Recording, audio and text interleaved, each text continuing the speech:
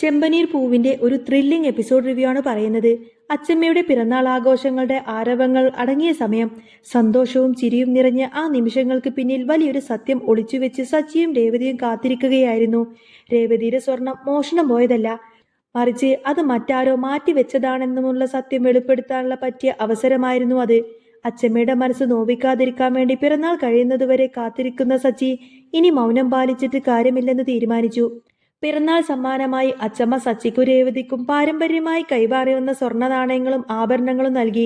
ഇത് കണ്ട് രേവതി അത്ഭുതത്തോടെ ചോദിച്ചു, അച്ചമ്മേ, ഇത്രയും വിലപിടിപ്പുള്ള സമ്മാനങ്ങളൊന്നും ഞങ്ങൾ പ്രതീക്ഷിച്ചതല്ല. ഞങ്ങൾ നൽകിയ സമ്മാനം അച്ചമ്മയ്ക്ക് ഇഷ്ടായോ? സച്ചി ഇടപെട്ട് പറഞ്ഞു, നമ്മൾ പണം മുടക്കി വാങ്ങിയ സമ്മാനത്തെക്കാൾ അച്ചമ്മക്ക് ഇഷ്ടപ്പെട്ടത് അച്ചമ്മയുടെ പഴയ സുഹൃത്തുക്കളെ കണ്ടതും രേവതി തയ്യാറാക്കിയ ആ വീഡിയോയുമാണ്. അത് അച്ചമ്മയുടെ മനസ്സ് നിറച്ചു. എന്നാൽ അവിടെ വന്നു നിന്നിരുന്ന സുധിക്കും ശ്രുതിക്കും അത് അത്ര തന്നെ അങ്ങ് രസിച്ചില്ല. പണം മുടക്കി വില കൂടിയ സമ്മാനങ്ങൾ നൽകിയിട്ടും അച്ചമ്മയുടെ പ്രീതി നേടാൻ അവർക്ക് കഴിഞ്ഞില്ലല്ലോ എന്ന അസൂയ അവരുടെ മുഖത്ത് പ്രകടമായിരുന്നു. അമ്മക്ക് എല്ലാവരോടും ചെറിയ കുശുമ്പുണ്ട് എന്ന് രേവതി തമാശ രൂപേണ പറഞ്ഞപ്പോൾ സച്ചി ഗൗരവത്തിലേക്ക് കടന്നു. കുശുമ്പിന്റെ കാര്യമല്ല രേവതി, ഇവിടെ ചില സത്യങ്ങൾ തുറന്നു പറയേണ്ടതുണ്ട്. അച്ചമ്മയുടെ പിറന്നാൾ കഴിഞ്ഞ സ്ഥിതിക്ക് നിന്റെ സ്വർണം മുക്കുപണ്ടമായ കഥ വീട്ടിലെല്ലാവരും അറിയണം, സച്ചി ഉറച്ച ശബ്ദത്തിൽ പറഞ്ഞു. ഇത് കേട്ട് രേവതി ഭയന്നു. വീണ്ടും ഒരു വഴക്കൊഴിവാക്കാൻ അവൾ ആഗ്രഹിച്ചു. എന്നാൽ സച്ചി പിന്മാറാനൊന്നും തയ്യാറായില്ല. സച്ചിയും രേവതിയും സംസാരിച്ച് നിൽക്കുന്നതിനിടയിൽ അച്ചമ്മക്ക് സമ്മാനം നൽകിയ കാര്യത്തെക്കുറിച്ച് രവീന്ദ്രൻ ചോദിച്ചു. നിങ്ങൾ രേവതിയുടെ സ്വർണം വിറ്റ് അമ്മക്ക് മാല വാങ്ങുമെന്ന് പറഞ്ഞിട്ട് എന്തായി എന്ന ചോദ്യത്തിൽ സച്ചി നൽകിയ മറുപടി എല്ലാവരെയും ഞെട്ടിച്ചു. അച്ഛാ, ഞങ്ങൾ ആ സ്വർണം വിറ്റിട്ടില്ല. അത് വിൽക്കാൻ കൊണ്ടുപോയപ്പോഴാണ് ഞങ്ങൾക്ക് ഒരു വലിയ സത്യം മനസ്സിലായത്. അതൊന്നും സ്വർണമല്ല, അതെല്ലാം വെറും മുക്കുപണ്ടങ്ങളാണ്. സച്ചിയുടെ വാക്ക് കേട്ട് രവീന്ദ്രൻ ആകെ സ്തംഭിച്ചുപോയി. ചന്ദ്രമതിയുടെ മുഖത്ത് ഭീതിയുടെ നിഴൽ വീണു. സച്ചി ആ മുക്കുപണ്ടങ്ങളെടുത്ത് മേശപ്പുറത്ത് വെച്ചു. ഇത് വിൽക്കാൻ ചെന്ന ഞങ്ങളെ ജ്വല്ലറിക്കാർ പിടിച്ച് പോലീസിൽ ഏൽപ്പിക്കാഞ്ഞത് അവരുടെ നല്ല മനസ്സുകൊണ്ട് മാത്രമാണ്, സച്ചി പറഞ്ഞു. അലമാറയിൽ ഇരുന്ന സ്വർണം എങ്ങനെ മുക്കുപണ്ടമായി? രവീന്ദ്രന്റെ ചോദ്യം ചന്ദ്രക്ക് നേരെയായിരുന്നു. സച്ചി തറപ്പിച്ചു പറഞ്ഞു, ഇത് അമ്മയോ അല്ലെങ്കിൽ ഈ വീട്ടിലെ വിശ്വസ്തനായ കള്ളനോ അറിയാതെ നടക്കില്ല. സുധിയായിരിക്കും ഇതൊക്കെ മാറ്റിവെച്ചത്. അതിന് അമ്മ കൂട്ടുനിന്നിട്ടുണ്ടാവും. ഇത് കേട്ട് സുധി ചാടി വീണു. എനിക്ക് രേവതിയുടെ സ്വർണം എടുക്കേണ്ട ആവശ്യമൊന്നുമില്ല. ബിസിനസ്സിൽ നിന്ന് 5 ലക്ഷം രൂപ ലാഭം കിട്ടിയത് ഞാൻ കഴിഞ്ഞ ആഴ്ച കൊണ്ടുവന്നതല്ലേ ഉള്ളൂ. പിന്നെ ഞാനെന്തിനാ ഇവളുടെ സ്വർണം മോഷ്ടിക്കുന്നത്? ആ സമയത്തിന്റെ ശ്രുതിയും ഭർത്താവിനെ ന്യായീകരിച്ചു. പക്ഷേ ചന്ദ്രമതി ചെയ്തത് മറ്റൊരു തന്ത്രമായിരുന്നു. അവർ രേവതിയുടെ സഹോദരൻ ശരത്തിന്റെ മേൽ ആ ഒരു കുറ്റമങ്ങ് ചാർത്തിക്കൊടുത്തു. നിന്റെ ആങ്ങള ശരത്തായിരിക്കും ഇത് മോഷ്ടിച്ചത്. അവനല്ലേ മുൻപും ഇവിടെ നിന്നും പണം മോഷ്ടിച്ച ചരിത്രമുള്ളത്. ചന്ദ്രമതിയുടെ ഈ ഒരു ആരോപണം രേവതിയെ വല്ലാതെ വേദനിപ്പിച്ചു. എങ്കിലും തെളിവില്ലാത്തതിനാൽ തൽക്കാലം ആരും ഒന്നും മിണ്ടിയില്ല. വർഷക്കും ശ്രീകാന്തിനും സുധിയുടെ പെരുമാറ്റത്തിൽ അസ്വാഭാവിക തോന്നിയിരുന്നു. 5 ലക്ഷം രൂപ പെട്ടെന്ന് ലാഭം കിട്ടിയെന്ന് സുധി പറഞ്ഞാൽ അതിലെന്തോ പന്തികേടുണ്ട്. വർഷ ആ ഒരു സംശയം പ്രകടിപ്പിച്ചു. സുധിയുടെ മുഖത്തെ പരിഭവവും ചോദ്യം ചെയ്യുമ്പോൾ ചന്ദ്ര കാണിക്കുന്ന അമിത ദേഷ്യവും അവരെ സംശയം ബലപ്പെടുത്തി. ഈ വിവരം അവർ സച്ചിയോടും രേവതിയോടും പങ്കുവച്ചു. അതേസമയം ശ്രുതിക്ക് തന്റെ ഭർത്താവിനെ കുറിച്ച് നല്ല സംശയം തോന്നി തുടങ്ങി. ശരിക്കും ആരായിരിക്കും ആ ഒരു സ്വർണം എടുത്തത്? ഇനി ജ്വല്ലറിയിൽ പോയിട്ട് അന്വേഷിച്ചാലോ എന്ന് ശ്രുതി ചോദിച്ചപ്പോൾ സുധി വല്ലാതെ ഭയന്നു. അതൊന്നും വേണ്ട, നമുക്ക് നാണക്കേടാവുമെന്ന് പറഞ്ഞ് സുധി അവിടെ നിന്നും ഒഴിഞ്ഞു മാറി. വിധിയുടെ വികൃതി പോലെ സത്യം പുറത്തുവരാൻ അധികം വൈകിയില്ല. സച്ചിയും സുഹൃത്ത് മഹേഷും കൂടി ഒരു പഴയ ഫ്രിഡ്ജ് വാങ്ങിക്കാൻ വേണ്ടി പുറത്തിറങ്ങി. കൈവശം വെറും 5000 രൂപ മാത്രമുള്ള മഹേഷിന് 50% ഓഫർ കണ്ട് കടയിൽ നിന്നും ഫ്രിഡ്ജ് വാങ്ങാമെന്ന് തോന്നി.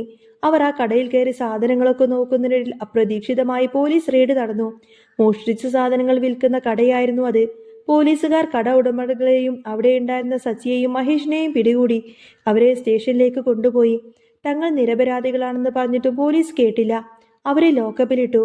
അവിടെ വെച്ചാണ് കഥയിലെ വഴിത്തിരിവ് സംഭവിക്കുന്നത്. താൻ വഞ്ചിക്കപ്പെട്ടു എന്ന് പരാതി നൽകാൻ സുധി അതേ പോലീസ് സ്റ്റേഷനിലെത്തിയിരുന്നു. സച്ചിയും മഹേഷും അവിടെയുള്ളത് സുധി കണ്ടില്ല. SIയോട് സുധി തന്റെ സങ്കടങ്ങളൊക്കെ പറഞ്ഞു. സാറേ, 5 ലക്ഷം രൂപ ഓർഡർ തരാമെന്ന് പറഞ്ഞ് എന്നെ ഒരാൾ പറ്റിച്ചു. ബിസിനസ്സിലെ വലിയ നഷ്ടം നികത്താനും കടം വീട്ടാനും വേണ്ടി കഷ്ടപ്പെട്ടുണ്ടാക്കിയ പണമായിരുന്നു അത്. ഇത് കേട്ട സച്ചി എല്ലാം മൊബൈലിൽ റെക്കോർഡ് ചെയ്തു. സുധിക്ക് 5 ലക്ഷം രൂപയുടെ ലാഭമല്ല, മറിച്ച് കടബാധ്യതകളായിരുന്നു ഉണ്ടായിരുന്നു എന്നത് സച്ചിക്ക് മനസ്സിലായി. ആ കടം വീട്ടാനാണ് സുധി രേവതിയുടെ സ്വർണം മോഷ്ടിച്ചതെന്ന് വ്യക്തമായിരുന്നു. സ്റ്റേഷനിൽ നിരപരാധികളാണെന്ന് തെളിഞ്ഞ് പുറത്തിറങ്ങിയ സച്ചിയും മഹേഷും നേരെ വീട്ടിലെത്തി. രവിയോട് എല്ലാവരെയും ഹാളിലേക്ക് വിളിച്ചുകൂട്ടാൻ പറഞ്ഞു. എല്ലാവരും എത്തിയപ്പോൾ സച്ചി സ്റ്റേഷനിൽ വെച്ച് റെക്കോർഡ് ചെയ്ത ആ ഒരു വീഡിയോ ടിവിയിലിട്ടു. വീഡിയോയിൽ സുധി പറഞ്ഞത് വ്യക്തമായിരുന്നു. എനിക്ക് വലിയ കടമുണ്ടായിരുന്നു, അത് വീട്ടാൻ ഞാൻ ലോൺ എടുത്തു. ഇത് കണ്ടതും ശ്രുതി ആകെ ഞെട്ടിപ്പോയി. അപ്പോ നിനക്ക് ലാഭമല്ല നഷ്ടമായിരുന്നു അല്ലേ? എന്നിട്ടാണോ നീ ലാഭവിഹിതം എന്ന് പറഞ്ഞത് 5 ലക്ഷം രൂപ ഇവിടെ കൊണ്ടുവന്ന് തന്നത്? നീ എന്നെ പറ്റിക്കുമായിരുന്നല്ലോ. ശ്രുതി പൊട്ടിത്തെറിച്ചുകൊണ്ട് തന്നെ സുധിയോട് ചോദിച്ചു. രവീന്ദ്രൻ കോപത്തോടെ സുധിയുടെ നേരെ ചോദിച്ചു. എടാ സത്യം പറയടാ, നീ എവിടെ നിന്ന് കണ്ടെത്തി ആ 5 ലക്ഷം രൂപ? രേവതിയുടെ സ്വർണം വിറ്റിട്ടല്ലേടാ നീ കടം വീട്ടിയത്? ഗത്യന്തരമില്ലാതെ സുധി തല താഴ്ത്തി. ഇതോടുകൂടി തന്നെ ചന്ദ്രമതിയുടെ കള്ളത്തരം പൊളിഞ്ഞു. ചന്ദ്രയാണ് അൽമാറിൽ നിന്ന് സ്വർണം എടുത്തു നൽകിയതെന്നും പകരം മുക്കുപണ്ടം വെച്ചതാണെന്നും തെളിഞ്ഞു. എന്നാൽ തെറ്റ് സമ്മതിക്കാൻ ചന്ദ്ര തയ്യാറായില്ല. എന്റെ മകൻ അങ്ങനെ ഒരു ആവശ്യം വന്നപ്പോൾ ഞാൻ എടുത്തു കൊടുത്തു. അതിന് ഇവളോട് ചോദിക്കേണ്ട കാര്യമൊന്നുമില്ലല്ലോ. ഇവൾ കൊണ്ടുവന്ന സ്വർണമൊന്നുമല്ലല്ലോ, നമ്മൾ കൊടുത്തതല്ലേ ചന്ദ്ര. അല്ലെങ്കിലും ഇവളുടെ വീട്ടിൽ നിന്നും കൊണ്ടുവന്ന സ്വർണ്ണാഭരണങ്ങളൊന്നും അല്ലല്ലോ, നമ്മൾ നമ്മുടെ വീട്ടിൽ നിന്നും കൊടുത്തതല്ലേ എന്ന് ചന്ദ്രമതി അഹങ്കാരത്തോടെ പറഞ്ഞു. അമ്മേ, എന്നോട് ചോദിച്ചിരുന്നെങ്കിൽ ഞാൻ തരുമായിരുന്നല്ലോ. എന്തിനാണ് കള്ളനെ പോലെ മോഷ്ടിച്ചത്? അത് ഞങ്ങൾക്ക് എത്ര നാണക്കേടായി എന്ന് രേവതി സങ്കടത്തോടെ ചോദിച്ചു. ഇത് ചന്ദ്രമതിയെ പ്രകോപിപ്പിച്ചു. കാശിന് വകയില്ലാതെ നീ എന്നെ ചോദ്യം ചെയ്യുന്നോ?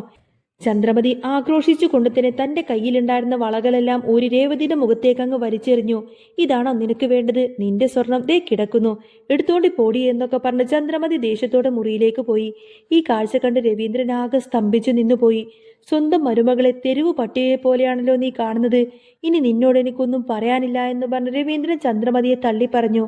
രേവതിയുടെ കണ്ണീരും സച്ചിയുടെ ദേഷ്യവും തകർന്നു പോയ വിശ്വാസങ്ങളുമായി ആ വീടാകെ മൂകമായി.